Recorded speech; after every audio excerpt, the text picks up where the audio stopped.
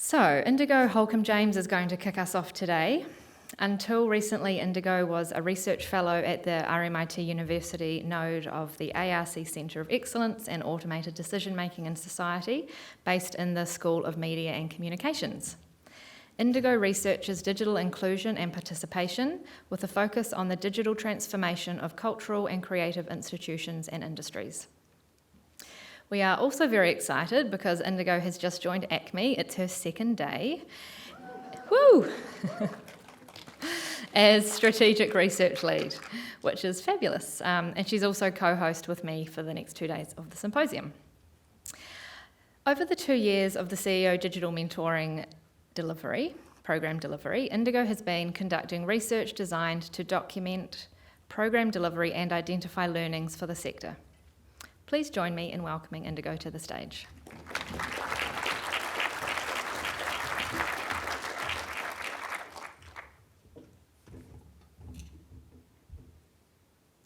Hi. Thanks so much, Lucy, and to the ACMI team for the really warm welcome to the role. I'm so excited to be here at ACMI and to be here with all of you. I don't think I've ever started a new job with quite such fanfare, but it's really exciting to be here. I'd like to begin by acknowledging the traditional custodians of the lands and waterways of Greater Melbourne, the people of the Kulin Nations. We're meeting here today on the lands of the Wurundjeri people, and I pay my respects to elders both past and present, and thanks to Perry for the beautiful welcome this morning. The launch of the National Cultural Policy just a couple of weeks ago is, I think, cause for hope for a number of reasons that I'm sure we're going to get into over the next 2 days. But its explicit positioning of First Nations peoples and culture first is especially critical. As creative practitioners and arts workers, we occupy a uniquely privileged position in terms of truth-telling. It's vital that we take this role seriously and make room for the tough conversations that need to be had. And I think it's really heartening that space is being made for this. So we have come together for the next 2 days to discuss and explore the future of arts, culture and technology in Australia. These are big questions. But we're interested in futures as more than potentials. We're interested in futures as actions, as next steps. And so we also have an eye to the mindsets, capabilities and skills that we need to reach those futures.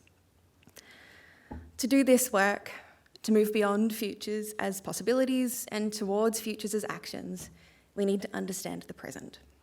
And while digital devices, technologies and platforms are continually transforming and reshaping how cultural content is created, distributed and consumed, arts and cultural organisations themselves have to date been slow in their digital transformation.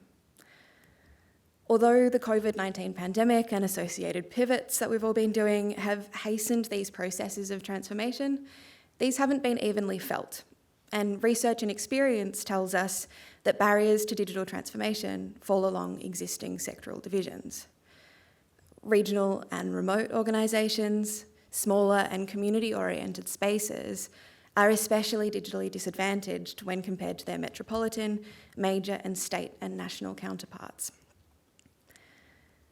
The unevenness of technological capabilities means the potential futures of arts and culture in Australia that we've come together to discuss are also uneven. These divisions have the potential to limit the diversity of cultural expression that is commissioned, exhibited and consumed. They also have the potential to undercut increasingly sophisticated audience expectations. What happens to local arts and culture scenes in regional and remote locations when large metropolitan organisations can deliver immersive, I think there's our first bingo, innovative and inspiring digital experiences? If the capabilities to undergo digital transformation aren't in place, what happens to cultural organisations unable to meet increasingly digitally oriented cultural policy mandates? What happens to funding requirements? And what happens if arts and cultural organisations aren't able to keep pace with developments in creative practice? But despite these risks, digital transformation and technologies offer us tremendous opportunity. Enhanced mechanisms for creation, distribution and consumption pose possibilities for us to widen the scope not only of access, but also of participation. So it's really critical that we support arts and cultural organisations to carefully adopt, adapt and mitigate the risks and opportunities these technologies present. And we need to work through figuring out that uneven bit. ACMI's CEO Digital Mentoring Program offers a possible avenue for providing this kind of support. In a moment, I'm going to invite Seb Chan, ACMI CEO and Director and Program Founder, to join me on stage to discuss the program's development and delivery, the research we conducted alongside it, and the recommendations that follow on from that. We're really hopeful that these findings resonate and that these recommendations offer a starting point for our conversations over the next few days. There is work to be done, and it starts here with us. There is enormous potential in the networks and connections that are already in this room, and even more that can be made over the next 2 days. And we hope that you're able to take advantage of the potential for action that is here with us today. But before we get to that, we need to understand the present a bit more. And to do that, we're going to take a step back to set the scene on the Australian state of play. So for the last 8 years or so, my research has focused on questions of digital inequality and transformation. One of the projects that I've been especially lucky to work on is the Australian Digital Inclusion Index. It's led by distinguished Professor Julian Thomas out of RMIT University and Professor Anthony McCosker at the Swinburne University of Technology, and it's delivered in conjunction with Telstra. The ADII measures digital inclusion levels across the country and over time. It's been running since 2016, and it's the only kind of measure like this in the country. The ADII defines digital inclusion as the capacity to access, afford, and have the digital ability to use online technologies effectively. In making this argument, the index is building on about 3 decades worth of research into questions of digital divides. These are the gaps between the haves and the have-nots. Early research into digital divides focused on issues of connectivity of access. This work has become increasingly nuanced over time, though, encompassing questions of skills or literacies and considering the impacts of the costs associated with accessing and using digital infrastructures. Building on this framework, the index tells us that working towards digital inclusion is not so simple as providing access or reducing the cost of internet subscriptions and devices, but rather requires that we look at access, affordability, and digital ability at the same time and pay close attention to the dynamic interactions between these 3 pillars. Now, the index measures the digital inclusion of individuals, not of cultural organisations. But I think it remains valuable for our purposes today, because the most recent ADII data, released in 2021, highlights the ways in which digital inequality persists across geography and social groups. 28% of the Australian adult population is considered digitally excluded. 11% of that cohort are considered highly digitally excluded. This digital exclusion falls along clear lines. Regional and remote areas of the country remain disproportionately digitally excluded when compared to metropolitan locations. In terms of social groups, digital inequality conforms to social inequality. You are more likely to be digitally excluded if you are, for instance, lower income, have lower levels of education, are First Nations, are older, or live in public housing. And this disadvantage compounds. The more intersections that you experience, the greater the likelihood that you experience digital inequality. And something that I think is particularly striking is that 14% of the Australian population would need to pay more than 10% of their household income to access reliable and quality connectivity. This isn't to say necessarily that they are paying this much, but it is to say that if they are paying less than that, it's because they're seeking lower quality and less reliable connectivity options than the index tells us is necessary for digital inclusion. These figures are not insignificant, and they matter for the conversations that we're having here. They're critical for our understanding of our audiences, impacting who is able to access and engage with digital cultural content and who cannot. Or, of course, who is paying disproportionately more than others to access and engage with that cultural content. These figures matter for our understanding of which artists and creators are able to work digitally and which can't. These figures are also critical for our understanding of our organisations and our sector. Levels of individual digital inclusion impact the technological capabilities of cultural workers and creative practitioners. From this understanding extends a further question that's regarding the technological capabilities of arts and cultural organisations themselves. And it's this that's formed the focus of my own research of the last few years across a whole bunch of different projects. These projects have involved collaborations with more than 100 cultural institutions across Australia, ranging from First Nations art centres in remote Central Australia, regional community museums, artist-run initiatives, public galleries, state and national institutions, etc., etc., etc. There's been a few. But taken collectively, these projects try to provide a critical counterpoint to often dominant narratives of easy digital transformation through identifying and understanding the barriers that arts and cultural organisations are confronting in this work. These projects consider the technological capabilities of cultural organisations, both within individual cultural orgs and across the sector at large. And I think it's really critical that our conversations over the next few days are grounded in this reality of this Australian state of play. This unevenness, of course, was true before COVID, but the pandemic drew these divides into much sharper focus and had significant consequences, determining who could and could not do the digital work that was required by lockdowns. As this research participant explained, their non-metropolitan public art gallery didn't have the staffing capacity, digital knowledge, equipment or budget to adapt to online program delivery that other arts and cultural organisations did. Thinking back to the ADII stuff that we've just discussed, we can think about this unevenness through questions of access, resourcing and skills. In terms of access for cultural organisations, we need to think about connectivity, but we also need to think about the quality of that connectivity. So in 2017, I worked with remote First Nations art centres in Central Australia, and this work really highlighted the impact of unavailable or insufficient access on the operation of cultural orgs. Art Centre 3, for instance, on the top there, was connected to 3G coverage, but the community lost power on a regular basis, which knocked out their internet connection maybe 4 to 5 times a week. Art Centre 8, on the other hand, had access to satellite connectivity, which was more reliable than the 3G coverage, but it limited their download limit to just 5 gigs a month, making simple tasks like website updates really, really difficult. And it's worth noting that this research was conducted in 2017, right, like 6 years ago, and remote connectivity options in this country have improved.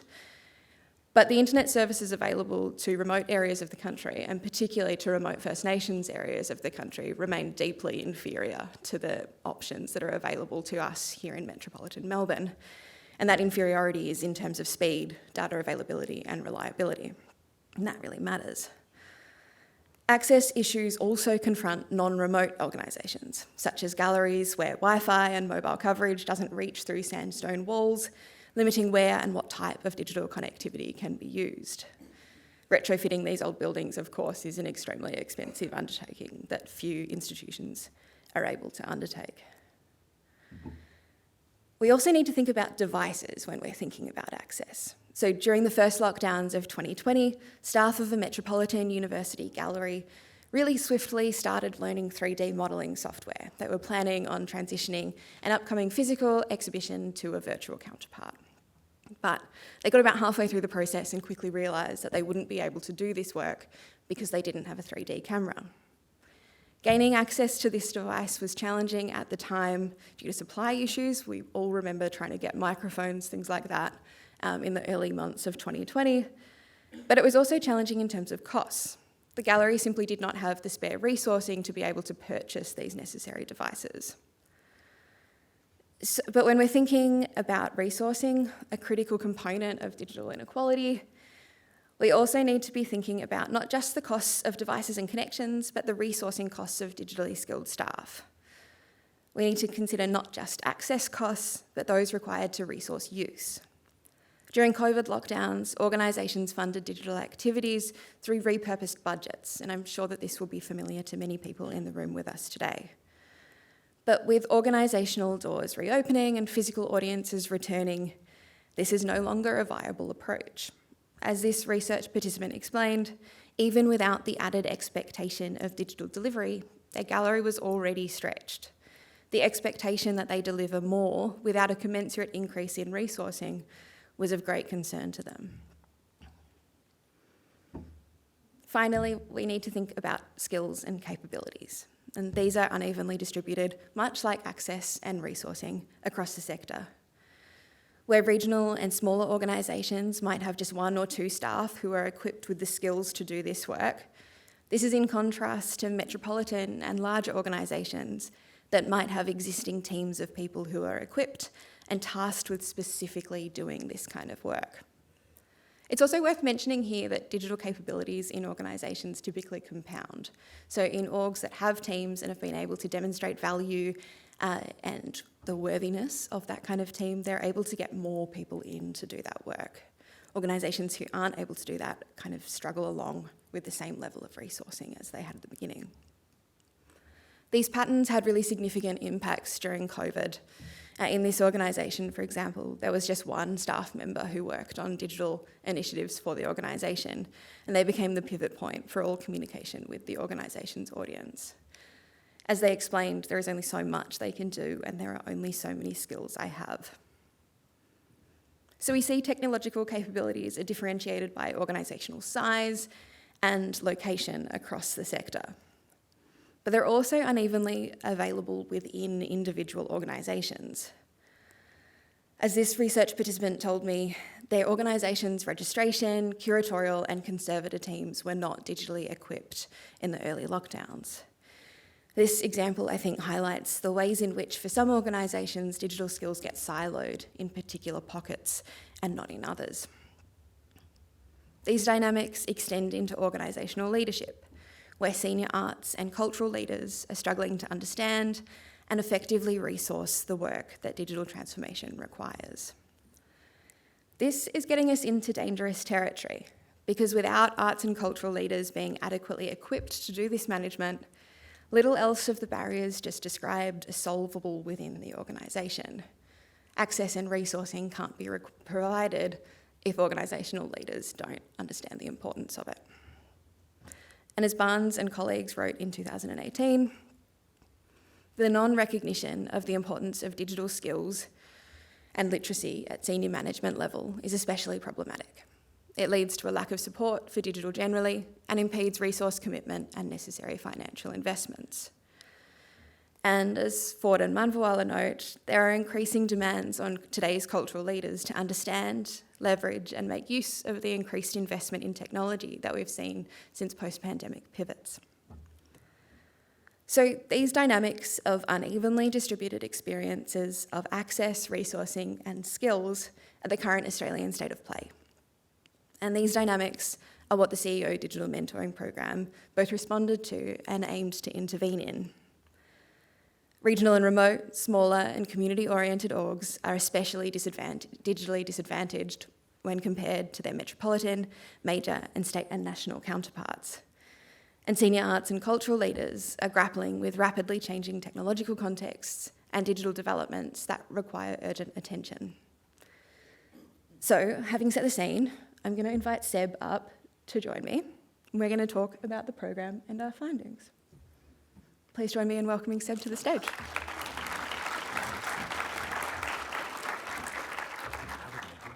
We're going to have a chat.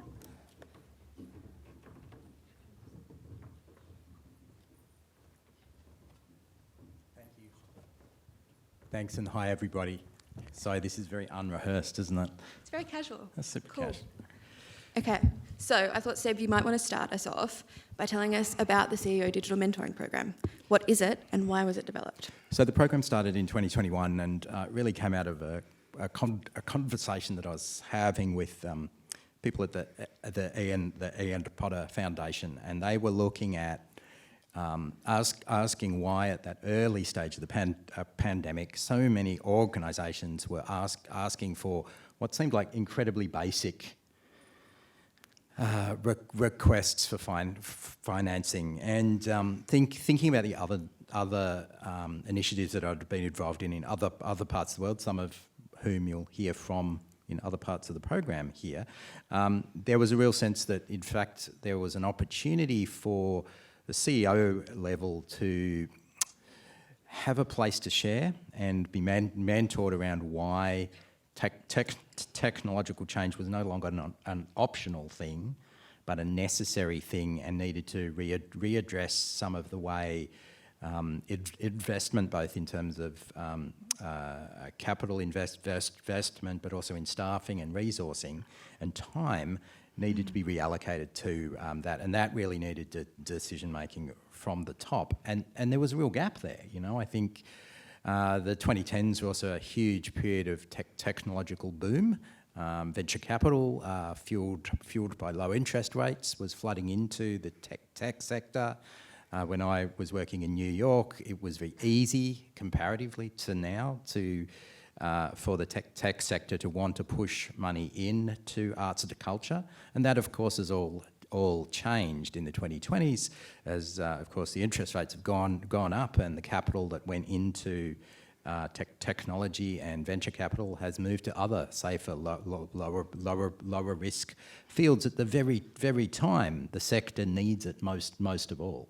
Can you talk a little bit more about other options for developing these capabilities? Like, is there a comparable other place that people can go as leaders? Look, I think there's been a lot of programs, and the Australia Council has done a few of these, which have been bottom-up or middle-up initiatives. I remember back to the late 2000s and the Australia Council's Geek in Residence program that sent technology people, including some of the people in this room, to be paired with arts organisations and work often as their web developer for three months and do the basic stuff. But really that I think hits that limit if the CEO sees it as a thing to be solved and there is an end point of a solution, then we don't get anywhere really, because we are in a period where technology and digital networks are just baked into our lives, our society, our social politics, the way we communicate, and the way artists and creators are also moving too. So what I've also seen is the lack of an investment in the infrastructural change we need is also going to mean that the institutions we have now will be unable to present or co-develop the works of the future. And what we think of now, and we're sitting in a big cinema here, what we think of now as cutting edge are actually decade-limited facilities that don't support the creative practices that are emerging now. Like what is a cinema for new forms of practice that aren't a bunch of people staring at a 4K laser projected screen, which I have to say is incredibly expensive as well. But it looks great, right? It looks fantastic, right? Yeah, and I think we should get into the relationship between this kind of work and creative practice shortly. But I wanted to get you to talk a little bit about who the program was targeting and why it was important that it engaged beyond galleries and museums. Yeah, so that was one of the things that we were talking about with Potter, was this sort of sense that it would be quite straightforward to run and mirror some of the other programs in other parts of the world that have worked with particularly the museums and gallery space, because museums and galleries have that preservation purpose, and there's been a lot of work, and you'll hear from Jane Finnis next, who's been doing work in that space for 20 plus years. But what I was interested in, drawing some experiences I'd had with the Arts Marketing Association in the UK, that was doing a mentoring program within digital that was pairing people across domains. So when I was participating in that, I was doing some things with the royal palaces, and in that was one of the people I was mentoring there, we were talking about how to mount a 360 VR camera on the middle piece in a jousting arena, so you could have a VR experience of two knights coming towards you. And it was actually really cool, right? But they hadn't thought of how they might apply that within their space. And I learned a lot from them around this sort of how to do like palacy stuff in digital spaces. Very important skills to have. Very important skills. So jousting, I'm into jousting now, actually. But anyway, whatever. But no, this sort of thing of like the cross kind of disciplinary piece felt to me super important, and I thought that we could convene a bunch of really exciting people from around Australia who had experience in different kind of domains and were working at a senior level in different arts organisations to be mentors, and they would get more out of the program as a mentor by being paired with someone who wasn't in their own domain. Which I think worked well, and you've done the research, and did it work well? I mean, it's one of those things, it was sort of like, did it work? I think the interesting thing was that it worked differently for every different pair and differently to different degrees as well. And we'll get into the findings more properly shortly. But I wanted to talk a little bit further, sorry to harp on about this, Seb, but can we talk logistically about the program? So we had mentees were paired with mentors who weren't from the same area of the cultural sector. So it was really about making a commitment of time. So in the first session, the first round, it was a series of 2-hour sessions that ran across Zoom. In the second, it was 90-minute sessions, and it was really about giving. It didn't have a syllabus, but it was about allowing the CEO and the mentor to work with each other to explore the sort of challenges that may not be as easy to discuss in a sort of, a program with a strict curriculum. And I think that at that senior level is what's important, because I think, kind of like the digital literacy programs, which have quite a staged approach, senior leaders have to fight fires often, and they don't get that chance to think the longer term piece, and that longer term piece often requires them to ask questions that they've hired experts for, but they're actually questions that have quite important ethical and philosophical and strategic elements to them. And if you think about technology and you're not thinking about politics, ethics, economics, you're missing the critical literacies that at the decision-making end of an organisation you actually need to do well. And it's that, I guess, socioeconomic piece that cultural leaders, any leaders, don't have time for. And speaking as someone who's new into the role, just under 6 months in, I've never had such an evaporation of time in my life before, except perhaps when my kids were little babies. But there was a kind of like, it's kind of that kind of piece that at the time you need the space to think about the implications of things, you have the least time to think about it. And in fact, when we're talking about infrastructural decisions, we're talking about potentially millions and millions of dollars across a sector, and across a sector that needs to be incentivised to work together and to not try to be just their sole brand. I think that's a really important piece too, and it's that piece that was also part of the design of this program, particularly in the second phase, was really that focus once we moved from 6 to then another 15. It was that piece of trying to build a coalition, and that's kind of what we're seeing in this room, is people from different parts of the arts and cultural space who I would like to see working together to lobby local, state and federal governments to make the investments that we need, like the national broadband network that was never completed.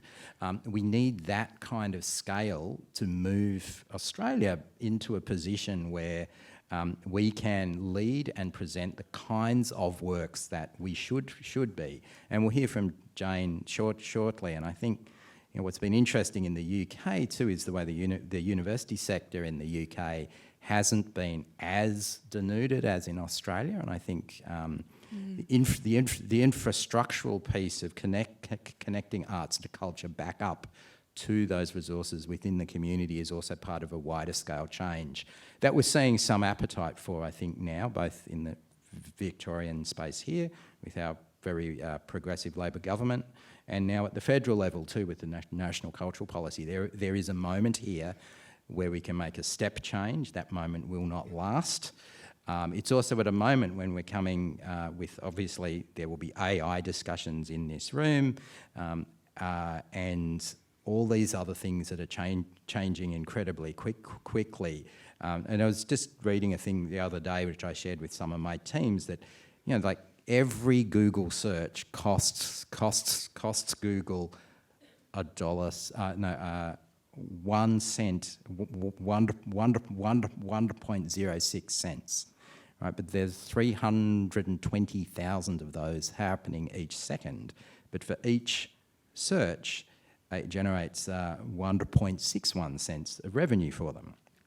Now, Chat AI increases the costs because of the computational costs of doing that with AI, and it reduces their profit margins. And I think we don't think about those things within our sector, but the infrastructures that we increasingly rely on require literacies to rethink the way we think about production, the way we think about the resources that artists and creators need to finance their kind of work, and the infrastructures that they rely on that have a real economic cost, but also a climate and material cost too. Excellent. Now, Seb's really helpfully foreshadowing a bunch of stuff that we're going to get into shortly. So we'll hold off on that idea first. But we did want to just say that the program linking off that was not about teaching CEOs digital skills or about how to code necessarily, but about how to think about these things. It was about not being hands-on skills digital development, right? It was about developing awareness that digital is more than being online. And as our colleague Keir Winesmith, who I think is in the room here or will be, yay, hey, and is speaking with us tomorrow as well, it's about the contemporary networked, technologically mediated world of the Anthropocene. It's about being contemporary and building into the future. And I think also to link to the next talk that we're going to have, the program is really building off work by Jane Finnis from Culture24 and Anna Kennedy, who argue that leadership within the galleries, libraries and archives and museum sector needs to be thinking, instead about technology and how to use it, about how we value it, how we manage it, how we think and create with it. So ultimately, the program was working to do this stuff, which is like big. It was ambitious. Yeah. It's doing a whole bunch of things. Better long-term technology choices, understanding rapidly and continually changing digital environments, selecting and working with technology providers. But I think this last point is kind of the most interesting bit, the collaborating with and developing artists and creative practitioners who are also working with these technologies and this period of exponential change. Seb, can you expand on that point a bit more? Yeah, I think that last point was absolutely key, because here I've been working here since the end of 2015, and I would often hear in meetings here, but also with collaborators in Melbourne, that artists will solve this. Artists are at the edge of change and all of this.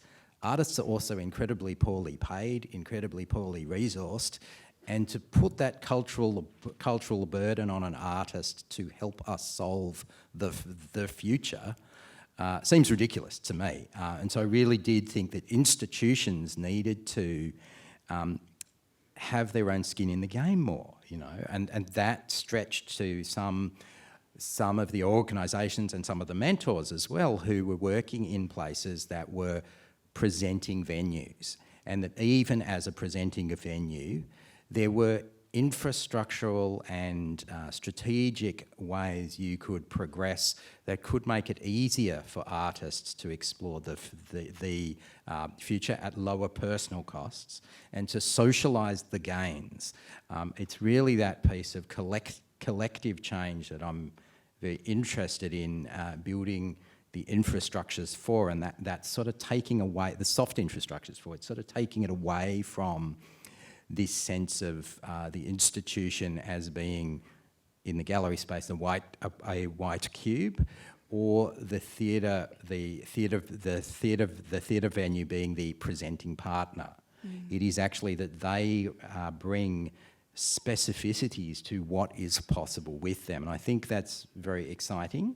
And it also takes us out of that neo kind of liberal 40 years we've been in, where individual artist careers and things have been what has been very celebrated, and this is actually moving towards an infrastructural change in the way institutions work to better support collective practice and to make collective practice the primary means of future creativity. That has its own politics, and it's one of the ones I think is really interesting. My kids have gone through schooling. One of them's just finished schooling. Most of their work at school was in groups, and I know most of work at universities now is also in groups. So we have generations coming through who are learning to work better with each other. And that, I think, institutions, there's an opportunity now for that infrastructural shift to occur to go with the flow of that. And we'll see that in education as well, I think, too. Awesome. We should talk a little bit about the research that sat alongside the program. So alongside the 2 years, there was a parallel program of research going on, and it was kind of exploratory. It was technically an evaluation, but it was not an evaluation in its traditional sense in terms of identifying clear markers at the beginning and measuring against that. We were interested in thinking instead about how we might identify and understand kind of intangible or nascent outcomes, right?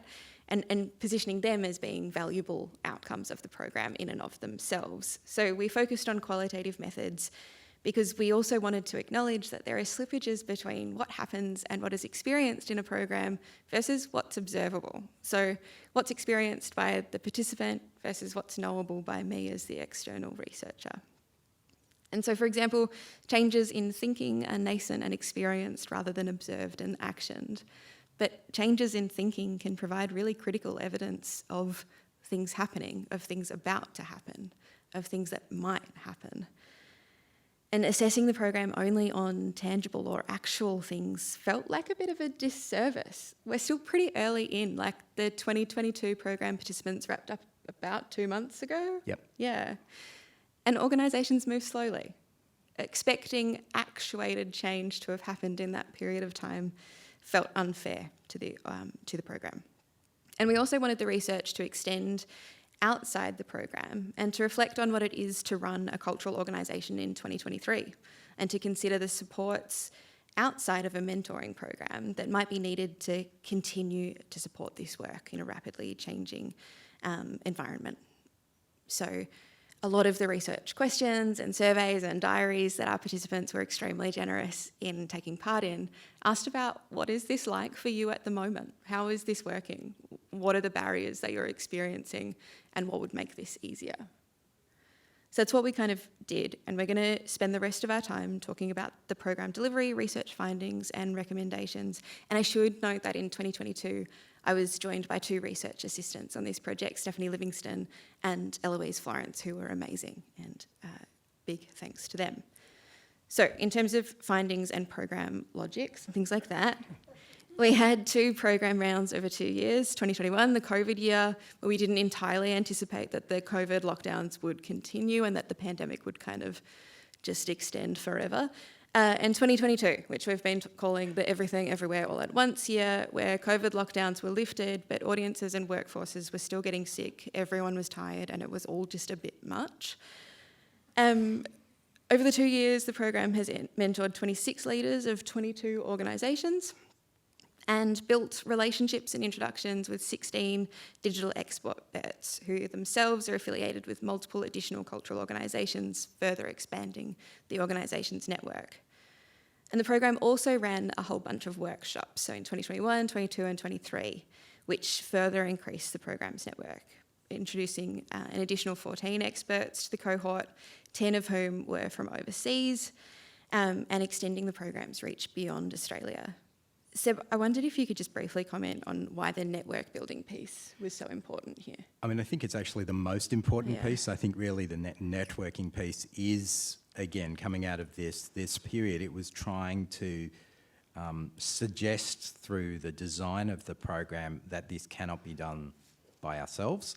We need to do this together.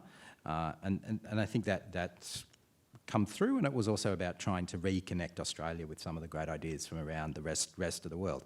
We were very isolated, and certainly in this city, I got the sense that isolation changed our mindset about looking outwards, which needs to be quickly reversed. And I can say that it is reversing, which is good.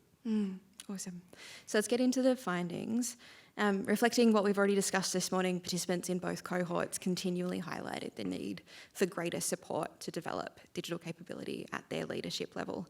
As the quote from Barnes already told us, that presence or lack of capability at this level determines the resourcing that's provided within the organisation, and it determines organisational direction. We were often told that this is why mentees were taking part in the program. So this mentee in the 2021 round told us that their organisation actually did have digitally equipped staff and were aware and interested in this kind of work. But the leader themselves felt that they were a bit behind. And because they weren't on the same page as their staff, the staff weren't empowered to do this digital work, or they weren't able to access the resourcing that they needed to do it. Working towards resolving the flow-on effects of these internal dynamics was consistently described as a driving factor for applying to take part in the program. And as this 2022 mentee told us, their personal lack of skills was limiting their capacity to drive change in their organisation. And I think it's not just about skills here, it's like you were saying before, Seb, there is just a time factor here. Very much so, yeah. Super challenging. Across the cohort, we saw digital practices were highly varied, but what brought them together was the kind of lack of strategy or structure around them. Just 2 of the cultural organisations participating in 2022 said they had a digital strategy of any kind, but they were minimal in terms of what they provided rationale or guidance for. So while both of those organisations had a digital strategy, and it provided some guidance for undertaking work in these digital spaces, neither allocated specific budget lines or set out how these activities might be evaluated or improved upon. Digital work without strategy becomes reactive, right? And that's what we saw in the early COVID days. Everyone became broadcasters without really figuring out whether they should be a broadcaster or what that does to an organisational mission. And aligned with this, I think we heard that people want to be doing this work, but they just don't have the time or are limited in their ability to make it a core or central part of their organisation. And I think this all really clearly links back to what we've already discussed. And while we might argue that resourcing is prioritisation in action, any resources can be recut and reprioritised and moved around to make this kind of work happen if it's prioritised. But this clearly wasn't happening. For these participants, digital work was not coming high enough in on that list. Program participants saw digital as offering transformative potential for their organisations, their artists and their audiences. But perceptions of that potential varied and could be limited by organisational types, sizes, locations and cultural form. So for small to medium organisations, their size made this work challenging. And Seb, we've talked a lot about the realities of working in small to medium organisations recently, and I think this is going to come out a whole bunch over the next 2 days. But what are your thoughts on this? Yeah, I think it's been really hard, and I think what we're seeing is the need for small to mediums to band together and to share resources and to demand those resources from the larger organisations. And certainly this cuts across my work in Amaga as well, and there are some Amaga people in the room too. That small to mediums need support from each other as well as from funders, and I think coalitions we need to be able to finance coalitions to move forward. Certainly also using the infrastructure that sits in regional centres, particularly those with a university, are absolutely key, that those can become key partners and stakeholders and players, but require the senior leadership to have the sightlines and the ability to speak to those partners in a way that will leverage the resources that really do need to be democratised and shared. Yeah, awesome. And linking to that, for those organisations that are operating out of non-metro and often non-eastern seaboard states, location really profoundly matters in terms of this work. And I think it's worth noting that all of the mentors in this program were based in metropolitan cities, and the majority were in Melbourne and Sydney, really speaking, I think, to the geographic concentration of these skill sets. And that's just the reality of it. And also for those organisations, those mentees from traditional organisations, digital often still remained an add-on that was secondary to organisations' primary goals of, in this example of a gallery, displaying and engaging audiences with art on walls. And we're swiftly running out of time, but I think this links back to our conversation about changes in organisational practice. Like, there is a risk of orgs being left behind here. Yeah, I think the sort of sense that art being on the wall or theatre being on the stage is changing, and audience expectations are beginning to change, and there are also generational shifts, and it is this piece that we need to be seeing where that's going. And I can see how it's easy to be defensive around the things that you do well now, but if COVID's taught us anything, it should be that, you know, that's not stable. But also that COVID, if you look back at the science, was eminently predictable.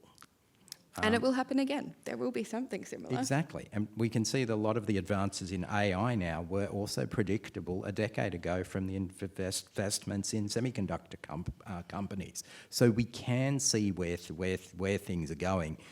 And I think it's that we don't have time to see where it's going, or our organisational practice domains, whatever you call it, mark out a territory where we don't look. Or we expect the artists to be the ones looking for us. And I think, as I've said before, that puts a huge burden on artists. And we'll hear more about that tomorrow from Victoria, I'm sure, from the Serpentine. Awesome. So really quickly, despite some of these challenges, we saw significant outcomes from the program. We saw mentees developing digital mindsets through thinking together with their mentor, and this resulted in things like greater confidence that they could be part of conversations about where their organisation is going and the steps needed to get there. We saw participants making actual changes to their organisation's approach to digital, and more tell us that they're in the process of considering making real changes. Some organisations are now scheduling and programming their digital content like they would their physical programming, which this might seem a small step, but we think this is really significant evidence of a re-evaluation of where and how digital initiatives are considered and resourced within organisations. These are big and exciting things that evidence the utility of an initiative like the program for developing digital capability at the leadership level. But this is an internal dynamic, and internal dynamics like digital capability are not the only issue here, as we've already discussed.